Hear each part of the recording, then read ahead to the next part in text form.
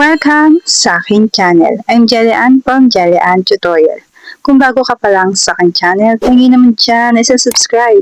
Hit mo na rin ang bell button para updated ka sa mga susunod ko pang i-upload.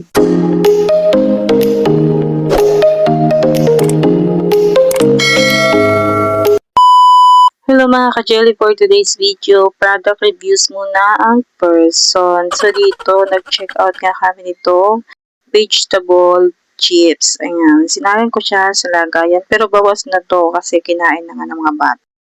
At sana pa nga yung pagbukas nila. So ito na lang yung natira. At masarap nga naman siya. At ito yung pipino. Ayan, try natin.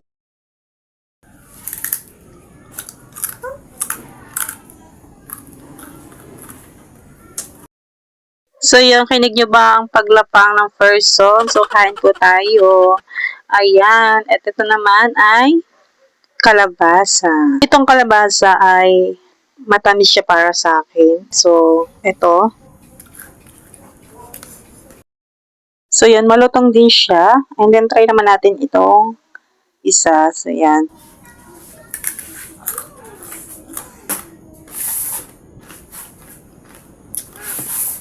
So, yun, malutong din siya at ito ay kamote. And then, try pa natin ng isa pa. Ito, talong ito. Ayan. Malulutong lahat siya, pero medyo matamis para sa akin. Ang gusto ko kasi sa chips ay maalat.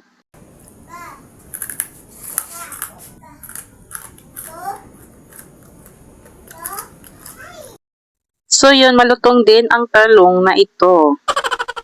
At pasensya na pala sa maingay ng mga bata at kaya nga nagbo-voice over din ako dito kasi nga maingay talaga yung buong video na to. Kinakat ko lang yung mga part na hindi masyadong maingay para kinig nyo na malutong yung product. So, ito naman ay sitaw.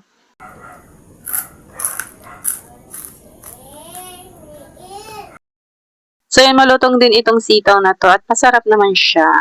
Mas gusto ko dito ay itong sitaw. Ayan, naubos pa nga ng person.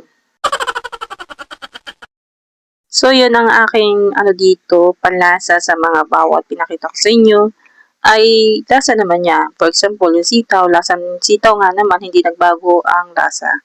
Pati yung talong, lasang talong din siya.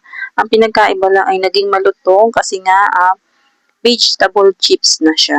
Ayan. And then, medyo matamis siya para sa akin. Mas maganda yung gantong bilhin sa mga bata kasi naman sa mga chichirya na nakakapagpa-UTI. So, mas maganda yung ganito, gulay pa. At kung hindi nakakain ng gulay ang anak mo, bilhan mo nito at baka sakaling kumain siya nito. Gulay din naman siya, kaso nga lang ay ginawa siyang chips. So, mas maganda nga yung ganito para mas makain ng bata.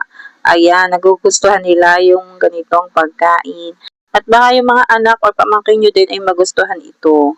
So, ilalagay ko sa comment section ang link ng product na to kung saan ako bumili. Bilhan nyo nito ang mga bata ninyo at baka sakaling matutong kumain ng gulay. Ayan siya. Ganito yung itsura niya. Ganyan yung packaging niya.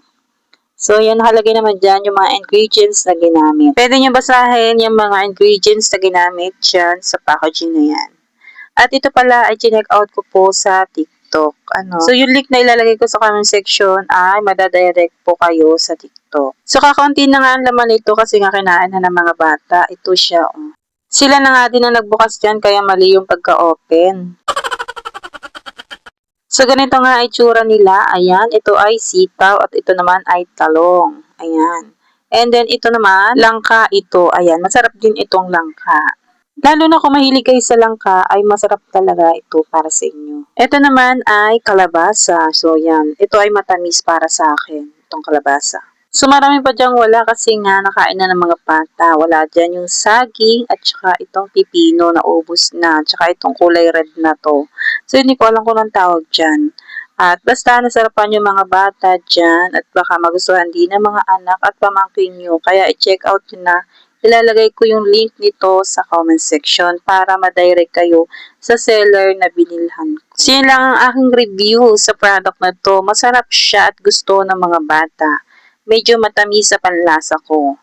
At mura lang siya, naka-buy one take one.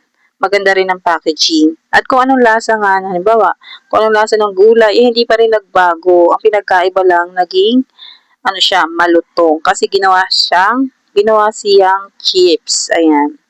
So, yun lang po ang aking video ngayon. At yun lang. Thank you for watching. Bye!